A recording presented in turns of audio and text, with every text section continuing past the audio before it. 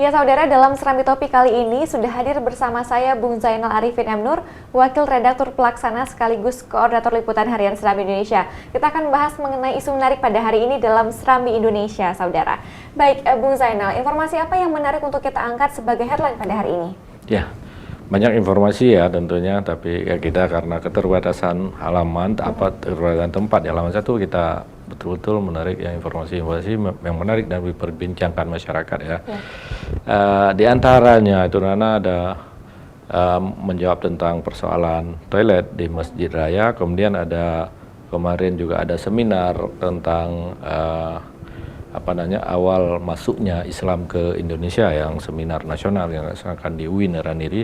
Kemudian juga ada penjelasan dari pihak BPJS Aceh Barat bahwa kartu-kartu tak bertuan yang ditemukan itu ternyata asli semuanya, dan mereka sedang mencari untuk ditempatkan untuk ke orang-orangnya, seperti itu. Baik, berarti ada 3 berita menarik kita pada hari ini, Bu. Ya. Terkait dengan toilet di Masjid Raya Baitur Rahman ini yang paling booming saat ini, banyak diperbincangkan di media sosial. Seperti apa sebenarnya klarifikasi dari Serambi Indonesia sendiri untuk memberitakan kepada masyarakat? Ya, kemarin kan kita melihat di Facebook. Artinya kalau misalnya cuma warga mungkin yang biasalah kalau di media sosial orang cuma ngomong-ngomong lepas seperti itu ya tidak bisa diperlukan. Tapi kemarin itu yang mengupload status ini di Facebook adalah termasuk salah satunya adalah tokoh penceramah ya yang bisa dikatakan ulama, itu Ustadz Masrul Aidi, kemudian Wakil Ketua MPU yang juga Ketua PWNU juga menerima banyak pertanyaan tentang toilet Masjid Raya yang dianggap tidak syar'i, sehingga kita mengangkat menjadi headline ya, supaya ini menjadi perhatian betul dari pemerintah Aceh, karena masyarakat selama ini juga tidak dapat akses ya untuk mengakses bagaimana proses pembangunan toilet, bagaimana yang sedang dipersiapkan. Jadi kita berharap bahwa kritik ini kemudian bisa terus disikapi, karena ini kan belum selesai ya. Kalau misalnya sudah selesai baru kita kritik, nah ini kan nanti akan ada lagi, kenapa kok baru selesai sekarang, baru di ini kan harus susah diubah ya. Jadi kebetulan masih dalam proses penyelesaian. Kemudian kemarin waktu Pak Wakil Presiden datang meresmikan, ada sebagian yang memang bisa turun, dan mereka sempat memotret tentang toilet ini dan kemudian dibagikan di media sosial ya, sehingga ini kan bisa jadi heboh. Bahkan ada sebagian warga sampai menghujat-hujat pemerintah Aceh, sampai bilang sampai juga namanya protes-protes, menyalahkan, menyeret-nyeret nama gubernur ya.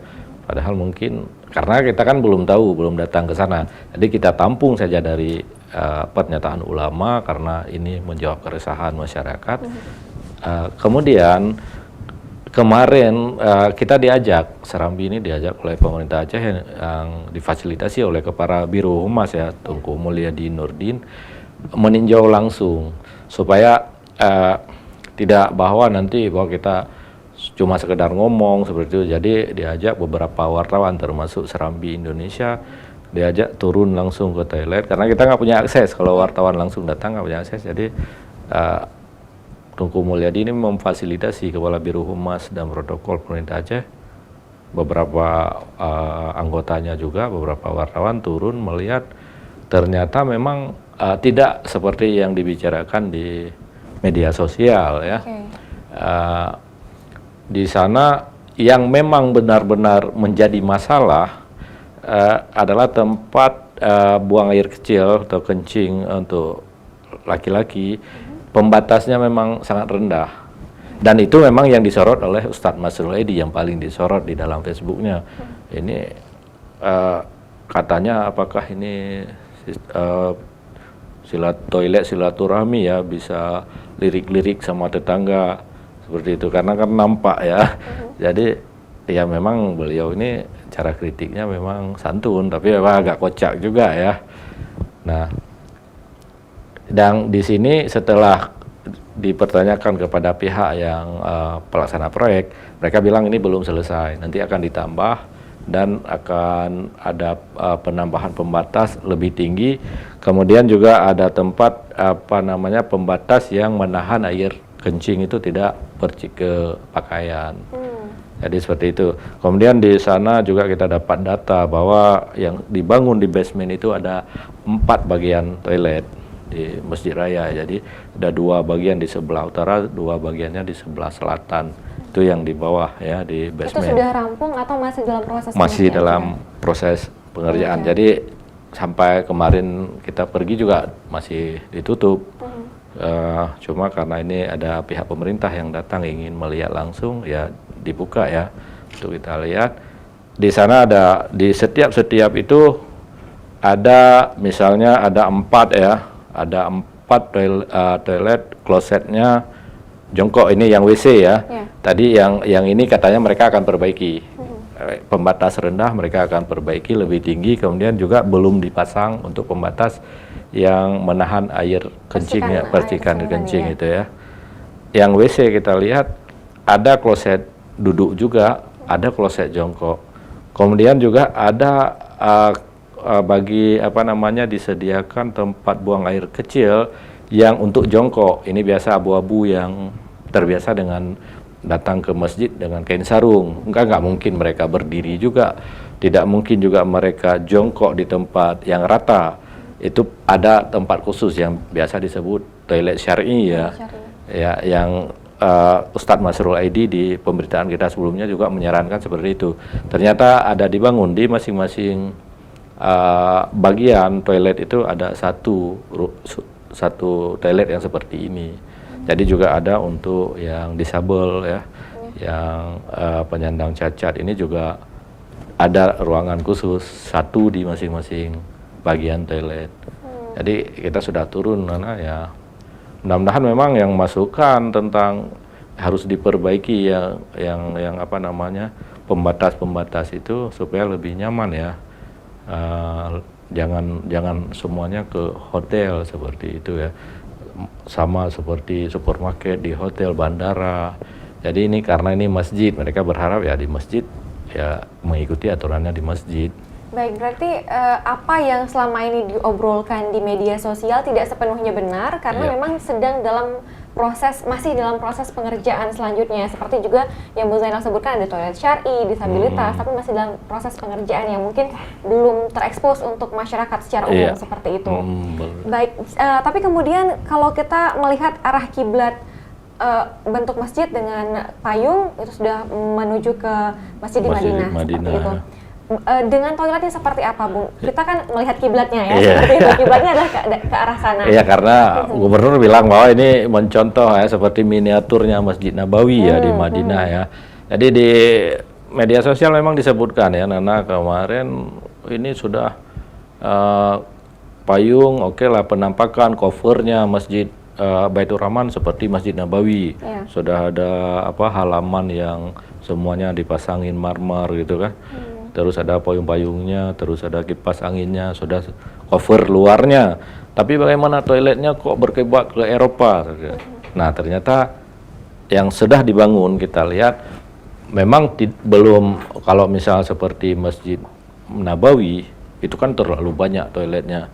Jadi kita nggak bisa menghitung berapa toilet jongkok, berapa toilet duduk, karena di sana juga ada toilet duduk.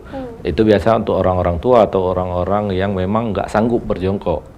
Ada yang bisa jadi dipasangi besi di dalam lututnya untuk penahan, atau ada pernah kecelakaan ya, dia nggak bisa jongkok, otomatis membutuhkan toilet duduk. Jadi di Masjid Nabawi dan Masjidil Haram juga ada seperti itu. Cuma kita karena terlalu banyak toilet nggak bisa menghitung ya, nggak bisa menghitung berapa jongkok. Tapi yang sudah pasti toilet jongkok itu lebih banyak kalau di sana. Kalau di sini imbang-imbang, ada misalnya di di bagian toilet satu itu ada 4 kloset duduk, 4 kloset jongkok, jadi imbang. Seharusnya kalau menurut ulama lebih banyak yang kloset jongkoknya, karena memang itu aturan sunnahnya. Bagaimana dengan toilet syar'i, Bung? Apakah ini juga sudah mengikuti arah ke Madinah, Mekah seperti itu? Ya, kalau kita lihat yang untuk syar'i ini ya seperti itu. Memang kalau di Madinah tidak lagi dibuat seperti itu, karena memang toilet kloset di Madinah itu berbeda dengan kloset yang terbiasa di Aceh, di Indonesia ya. Untuk kloset WC-nya kalau kita kan lebih tinggi. Kalau Madinah malah rata, dia sama dengan, cuma lubangnya itu agak jauh memang. Jadi bisa untuk kencing juga, bisa untuk buang air besar. Jadi dua-duanya bisa berfungsi, jadi tidak perlu dipisahkan lagi. Kalau di sini dipisahkan lagi kita. Jadi ya contohnya ada di Masjid Sare, ada di Masjid Selimum juga ya seperti itu. Artinya yang ketika buang air kecil, ulama itu tidak terpecih airnya ke atas. Baik, menarik sekali memperbincangkan mengenai toilet di Masjid Raya yang ternyata tidak terekspos oleh masyarakat, Ya, dan karena hari belum, ini ya. diklarifikasi oleh Ya. Serambi Indonesia melalui beritanya dalam Serambi Indonesia edisi hari ini yang bisa Anda baca secara lengkap nanti, seperti itu. Adakah informasi mungkin satu lagi, Bung, bisa kita Ya, bahas? satu lagi ya. Itu yang kita kita angkat menjadi berita utama, itu tentang seminar nasional ya, tentang awal masuknya Islam Ya. ke Nusantara. Nusantara itu kan ada masuk Indonesia, ada Malaysia juga, Brunei Darussalam, dulunya masuk Singapura ya. Kemudian ada Filipina dan sebagiannya Thailand. Jadi itu yang disebut dengan Nusantara. Awal titik masuknya Islam ke sini, kalau menurut Profesor Arjumardi Azra, itu adalah Samudra Pasai. Kemudian kemarin itu dalam seminar kemarin yang dilaksanakan di Winaraniri, ada juga Profesor Farid Wajidi bilang Perla awalnya. Kemudian Dr. Husaini Ibrahim dari Unsia, itu peneliti arkeolog Aceh Batu Nisan. Dari sisi Batu Nisan beliau teliti bahwa memang duluannya di Kerajaan Lamuri yang ada di Lamre, Kurung Raya ya, Aceh Besar. Jadi tiga-tiganya ini memang berbeda tempat, tapi mereka semua sepakat bahwa ini awal masuknya adalah di Aceh. Pak Arjumardi bilang tidak ada satu bukti pun bahwa Islam pertama kali masuk ke Nusantara di Barus, seperti itu. Yang Barus itu kan menjadi heboh ketika ditetapkan oleh Pak Presiden Jokowi sebagai titik nol peradaban Islam. Jadi ini yang dibincangkan, mungkin mereka ya tiga-tiganya profesor dua profesor, Pak Arjumardi dan Prof Farid Wajidi menganggap ya sama dengan Profesor Husaini juga menganggap, Dr. Husaini menganggap bahwa ini Aceh yang pertama. Walaupun di Aceh mereka berbeda lagi ya. Ada yang bilang di Banda Aceh, Aceh Besar, kemudian di Samudra Pasai dan di Perla. Tapi kemudian perbincangan ini juga melalui seminar ini mungkin untuk mempertegas kembali bahwa menurut pembahasan dari sebelumnya, menurut penelitian dari sebelum-sebelumnya oleh para profesor ini, bahwa Aceh memang titik pertama, seperti meskipun oleh Presiden sendiri sudah menetapkan daerah lain sebagai titik pertama peradaban Islam di Indonesia, betul. Dan pastinya memiliki alasan tersendiri oleh Presiden Indonesia. Betul. Dan tentunya informasi ini bisa menjadi hal yang juga bisa Anda baca dalam Serambi Indonesia edisi hari ini. Juga salah satu berita yang sangat penting ya, Bung ya, sangat hangat kita berbincangkan. Ya, karena memang ini kan ketika baru ditetapkan jadi titik nol, jadi orang meragukan tentang Aceh yang dulunya disebut-sebut. Karena disebut-sebut memang Samudra Pasai adalah kerajaan kerajaan Islam pertama. Tapi kemudian kenapa di Barus seperti itu? Ini dipertegaskan kembali. Iya, ini adalah satu tujuan kita untuk mempertegas kembali bahwa Islam pertama adalah di Aceh, seperti itu, Bung. Terima kasih Bung Zainal untuk waktunya hari ini. Saudara, demikian perbincangan kita dalam Serambi Topik. Saya Ava Nadia, kembali ke studio.